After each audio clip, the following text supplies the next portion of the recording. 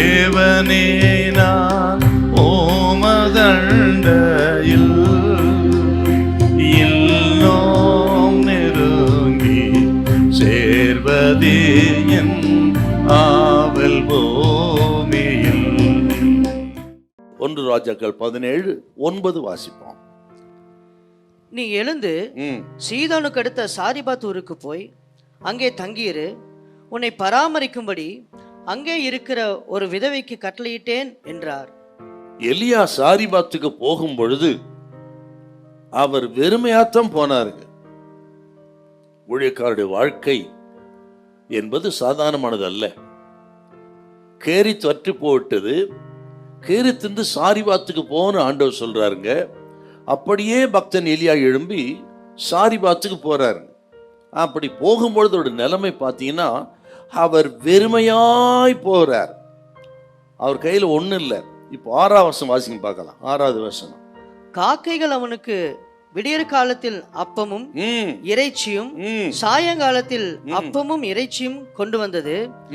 தாகத்திற்கு அந்த ஆற்றின் தண்ணீரை குடித்தான். தினமும் காலையும் மாலையும் கர்த்தர் போஷித்தார். நாளைக்கு கூறிய ஆகாரத்தை இன்றைக்கு கொடுக்கல.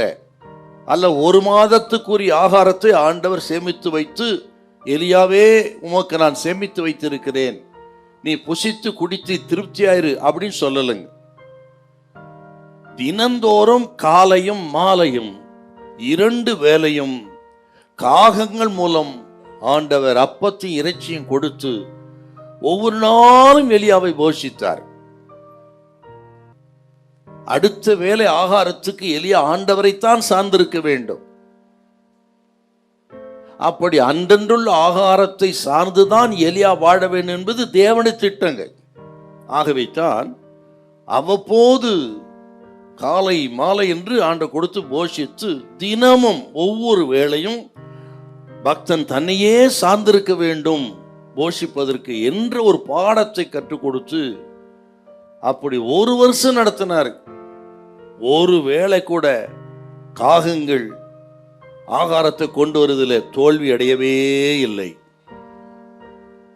என்றால் எத்தனை ஆச்சரியம்! அது ஒரு பஞ்சகால. ராஜாவுக்கே சாப்பாடு கிடையாது, அரண்மனைக்கே சாப்பாடு இல்லை. ஆனால் ஒளிந்து கொண்டிருந்த அடியானுக்கு தினமும் நல்ல ஆகாரத்தை கொடுத்து போஷித்தார். ஊரெங்கும் பஞ்சமா இருந்தாலும் சரி, உலகமே பஞ்சமா இருந்தாலும் சரி, தமது ஜனத்தை நடத்துவதில் கர்த்தர் எப்பொழுதும் திருப்தியா நடத்துவார். கர்த்தர் கைவிடவே மாட்டார். பஞ்ச காலத்திலும் போஷிக்கிறவர், வனாந்தரத்திலும் நடத்துகிறவர். கர்த்தர் நம்மை கைவிடவே மாட்டார். ஹல்லேலூயா, ஹல்லேலூயா.